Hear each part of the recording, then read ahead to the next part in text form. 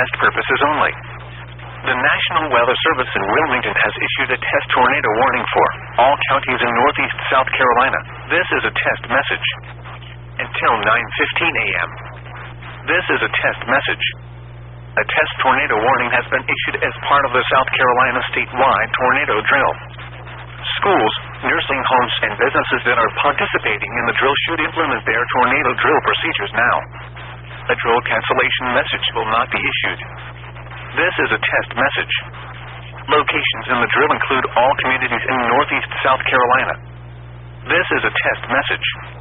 Do not take action based on this message.